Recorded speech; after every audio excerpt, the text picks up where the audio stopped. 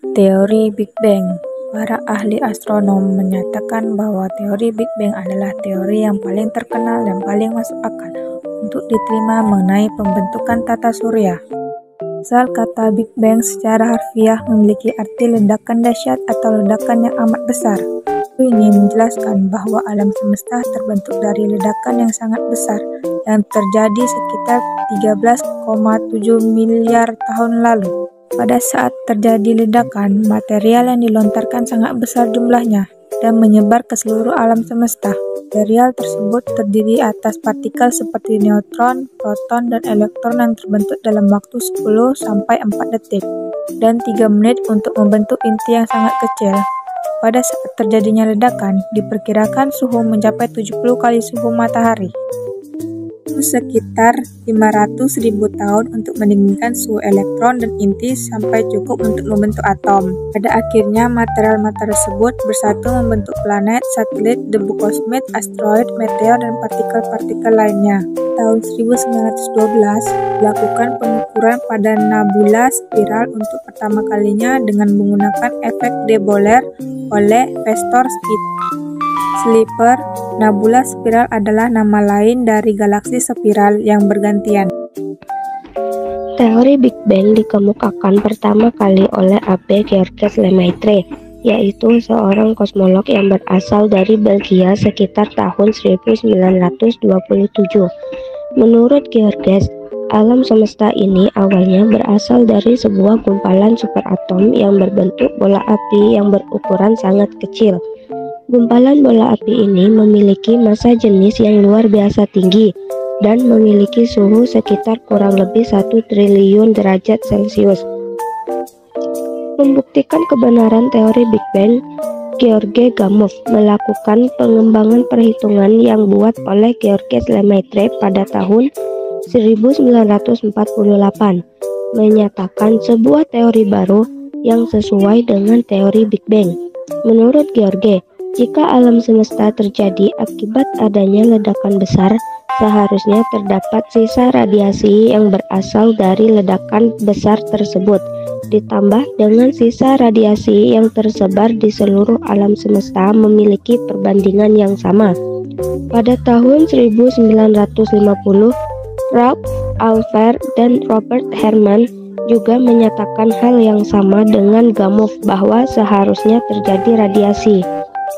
Bukti lain mengenai teori Big Bang yaitu dengan dilakukannya pengamatan pada galaksi yang menunjukkan bahwa terdapat objek yang bergeser dan mengeluarkan warna merah.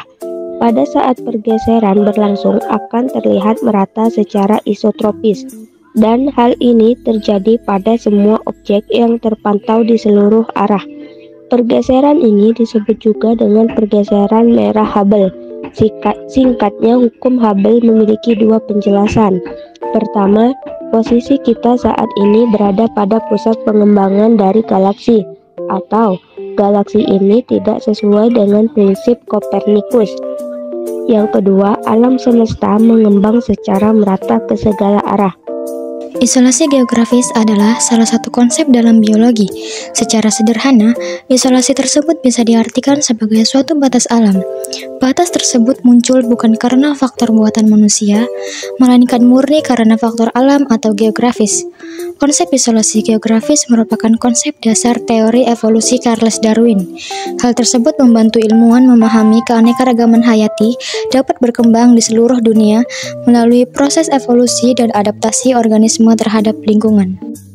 Pengertian isolasi geografis. Pengertian isolasi geografis adalah konsep yang menggambarkan kondisi saat satu atau lebih populasi organisme terpisah fisik dari populasi lainnya. Penyebabnya adalah adanya batas geografis atau kendala alam lainnya.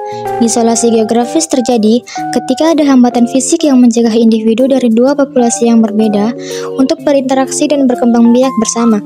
Hambatan-hambatan tersebut bisa berupa gunung, sungai, lautan, gurun, atau keadaan alam lainnya. Dalam ilmu biologi, dijelaskan bahwa isolasi geografis merupakan faktor penting dalam evolusi dan spesiasi. Proses tersebut merupakan proses saat satu spesies yang semula sama berangsur-angsur menjadi dua spesies yang berbeda. Ketika dua populasi terisolasi geografis untuk waktu yang lama, mereka dapat mengalami perubahan genetik yang berbeda. Penyebabnya adalah tekanan lingkungan yang berbeda di masing-masing lokasi. Seiring waktu, perbedaan-perbedaan ini dapat mengakibatkan terbentuknya dua spesies yang berbeda. Contoh isolasi geografis. Yang pertama, isolasi oleh pegunungan-pegunungan yang tinggi dapat memisahkan populasi organisme di kedua sisi gunung. Misalnya, pegunungan Himalaya yang menjadi penghalang geografis dan memisahkan banyak spesies hewan dan tumbuhan di India dari yang ada di Tibet. Yang kedua, isolasi oleh sungai-sungai lebar dan dalam juga dapat memisahkan populasi. Contohnya, sungai Amazon yang besar memisahkan banyak spesies hewan dan tumbuhan di sisi yang berbeda dari sungai. Yang ketiga, isolasi oleh lautan-lautan yang luas dapat memisahkan pulau-pulau atau daratan utama, menciptakan isolasi geografis. Misalnya, populasi hewan di Galapagos diisolasi oleh laut dari daratan utama Ekuador. 4. Isolasi oleh gurun. Gurun yang luas dan gersang juga ternyata dapat menjadi penghalang bagi organisme. Sebagai contoh, Sahara adalah gurun yang memisahkan populasi hewan dan tumbuhan di Afrika Utara dari Afrika lainnya. 5. Isolasi oleh iklim.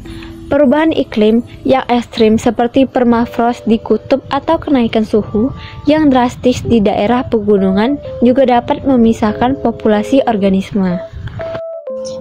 Radiasi adaptif. Apa itu radiasi adaptif? Menurut teori evolusi Darwin, organisme hidup mengubah struktur fisik dan anatominya dalam jangka waktu yang lama untuk beradaptasi lebih baik terhadap perubahan lingkungan. Titik awal evolusi adalah ketika organisme ingin mengeksploitasi suatu ceruk dan mereka tidak mampu melakukannya dengan desain tubuh atau komponen struktural yang ada. Organisme mulai membelah dan mengadaptasi berbagai versi untuk kelangsungan hidup yang lebih baik. Pengertian radiasi adaptif. Radiasi adaptif adalah proses evolusi di mana banyak spesies berasal dari satu spesies di suatu wilayah dan menyebar ke spesies berbeda. Fenomena radiasi adaptif pertama kali diamati oleh Darwin ketika ia melakukan perjalanan ke suatu tempat bernama Pulau Galapagos. Di sana, ia mengamati ada burung kutilang dengan jenis paruh yang berbeda-beda. Jadi, dia menyimpulkan bahwa semua inci ini terpancar di pulau yang sama dari satu nenek moyang finch. Semua burung kutilang ini mengembangkan paruhnya sesuai dengan jenis makanan yang tersedia bagi mereka. Oleh karena itu, mereka berevolusi dari burung kutilang pemakan biji-bijian konvensional menjadi burung kutilang vegetarian dan pemakan serangga. Mereka kemudian dikenal sebagai kutilang Darwin. Contoh radiasi adaptif. Radiasi adaptif menjelaskan alasan keanekaragaman hayati. Konsep radiasi adaptif dapat disederhanakan melalui contoh berikut. 1. Bayangkan sebuah keluarga yang terdiri dari 4 anak, mereka memiliki orang tua dan asal-usul yang sama, tumbuh dalam lingkungan yang sama, dan pindah ke daerah berbeda untuk mendapatkan kesempatan yang lebih baik. Kini, masing-masing dari mereka memiliki adaptasinya masing-masing sesuai dengan gaya hidup dan tempat tinggalnya. Di sini, silsilahnya terpecah dan memancarkan sifat-sifat yang berbeda. Contoh dari radiasi adaptif adalah perkembangan marsupial Australia yang berbeda dari satu keturunan di anak benua Australia. Hal ini menjelaskan evolusi yang berbeda pada kelompok leluhur yang menjadi asal-muasal sejumlah spesies. Namun, jika di wilayah geografis tertentu terjadi beberapa radiasi adaptif untuk berbagai spesies, hal ini menimbulkan evolusi konvergen. Marsupial adalah salah satu contoh paling umum dari radiasi adaptif. Hewan berkantung telah menyimpan ke dalam ordo dan spesies yang berbeda. Setiap ordo melakukan diversifikasi dari ordonya Eostrolipidepia.